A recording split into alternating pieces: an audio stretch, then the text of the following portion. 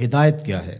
ہیا ارات الطریق، ایک تو ہے راستہ دکھلانا، جس کو راہ نمائی کہتے ہیں، نمودن سے دکھانا۔ کسی نے پوچھا کہ میں نے فلاں جگہ پہ جانا ہے، تو ہم نے کہا یہاں سے سیدھے باہر نکل جانا، دائیں بائیں آگے بائی پاس آئے گا تو آپ یوں ادھر ہو جانا۔ یہ ہے ارات الطریق، راستہ دکھلا دینا، راستہ بتلا دینا۔ اس میں بھٹکنے کے امکان موجود ہے، تھوڑی سی غلطی لگ گئی تو آپ اور سمت بھی نکل سکتے ہیں۔ پھر اگر راستے کے اندر جگہ جگہ دشمن بھی کھڑا ہو تو پھر تو امکان اور زیادہ بڑھ جاتے ہیں۔ تو یہ ارات الطریق کا مفہوم ہے۔ اور ہدایت کا دوسرا مفہوم ایصال الی المطلوب، منزل تک دستے کرم سے پکڑ کے پہنچا دینا۔ تو یہاں دوسرا معنی ہے، اس لیے علماء نے اس کا معنی کیا مجھے سیدھی راہ پہ چلا۔ مطلب کیا کہ سیدھی راہ تو میں دیکھ چکا ہوں، لیکن قدم قدم پہ شیطان اور نفس موجود ہیں جو میری راہ بھٹکا دیں گے۔ مالک تو دستے کرم بڑھا اور مجھے منزل پہ پہنچا دے۔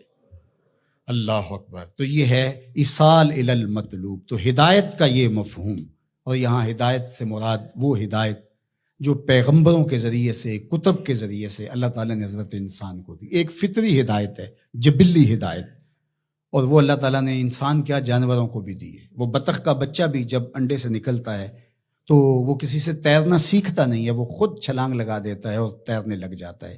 یہ جبلی اور فطری ہدایت اللہ نے اس کو القاء رکھی ہے۔ بچہ پیدا ہوتا ہے تو اس کی زبان ہوتی ہے، بولنا نہیں جانتا، وہ آ کے سیکھتا ہے۔ ہاتھ ہوتے ہیں، پکڑنا نہیں جانتا، آ کے سیکھتا ہے۔ قدم ہوتے ہیں، چل نہیں پاتا۔ سنتا ہے، سمجھ نہیں پاتا۔ دیکھتا ہے، پہچان نہیں پاتا۔ یہ ساری چیزیں تدریج سے سیکھتا ہے۔ لیکن بچے نے ماں کی چھاتی سے دودھ کیسے لینا ہے تو یہ اس کو جبلتاً بتایا جاتا ہے، چونکہ اس کی پہلی ضرورت ہے، باقی چیزیں وہ آ کے سیکھتا ہے۔ اسی طرح خیر اور شر، یہ بھی اللہ تعالیٰ نے القاء کیا ہے انسان کو۔ پیغمبروں نے آ کے راستے اجالے، لیکن اچھائی کیا ہے، برائی کیا ہے، یہ انسان کو پتہ ہے۔ کسی کو تھپڑ مارنا بری بات ہے، یہ کہیں سے اس نے نہ بھی پڑھا ہو، کسی نے استاد نے نہ بھی بتایا ہو، یہ اس کا ضمیر بتاتا ہے کہ یہ غلط ہے۔ تو خیر اور شر یہ اندر تمہارا بتاتا ہے، یہ فطری اور جبلی ہدایت ہے۔ فَأَلْهَمَهَا فُجُورَهَا وَتَقْوَاهَا۔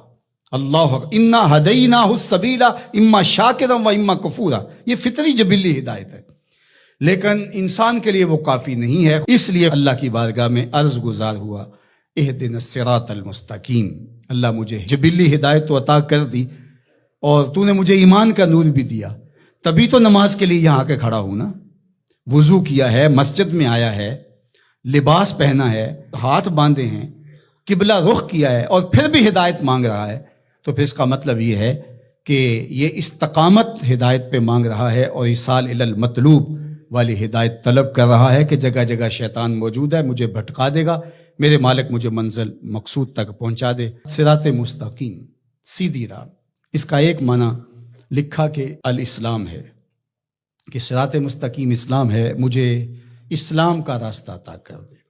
دوسرا معنی اس کا بیان فرمایا کہ انہو کتاب اللہ تعالی، اس سے مراد کتاب الہی ہے، قرآن مجید ہے، چونکہ قرآن سے سیدھا کوئی راستہ ہو نہیں سکتا۔ ان ھذا القرآن یہدی للتی ہی اقوم، یہ وہ راستہ دکھاتا ہے جو بالکل سیدھا ہے۔ قرب قیامت کے فتنوں کا ذکر جب ہوا تو حضرت علی نے حضور سے پوچھا کہ حضور پہ بچنے کی صورت کیا ہے، تو برجستہ کہا اللہ کی کتاب قرآن مجید۔ تیسرا معنی انہ الطریق الہادی الی دین اللہ تعالی، یہ اللہ کے دین کی طرف جو راستہ ہے، وہ راستہ اللہ کے حضور اتنی تمہید کے بعد مانگا گیا تاکہ میں خیر کی راہوں پہ رہوں اور میری مدد نصرت مالک تیرے کرم پہ رہے۔ یہ حضرت عبداللہ ابن عباس رضی اللہ تعالیٰ عنہ کا قول ہے، اور فرماتے ہیں کہ یہ وہ راستہ لا عوج فیہ، جس میں کوئی ٹیڑھا پن نہیں ہے، مستقیم بالکل، اور یہ اعتدال کا راستہ ہے، نہ افراط کا راستہ نہ تفریط کا راستہ، یہ بالکل معتدل راستہ ہے۔ اور پھر چوتھا قول جو حضرت حسن بصری اور ابو العالیہ رضی اللہ تعالی عنہ کا ہے، وہ فرماتے ہیں صراط مستقیم سے مراد ہوا رسول اللہ صلی اللہ علیہ وآلہ وسلم۔ کہا کہ نمازی نماز میں کھڑے ہو کے ہاتھ باندھ کر کے کہتا ہے مالک مجھے محبوب کی دہلیز نصیب کر دے، مجھے محبوب کی چوکھٹ نصیب کر دے، کیونکہ اگر یہ در نصیب ہو گیا تو خدا کا گھر نصیب ہو گیا۔ بخدا خدا کا یہی ہے در، نہیں اور کوئی مفر مکر، جو وہاں ہو یہیں آ کے ہو، جو یہاں نہیں وہ وہاں نہیں۔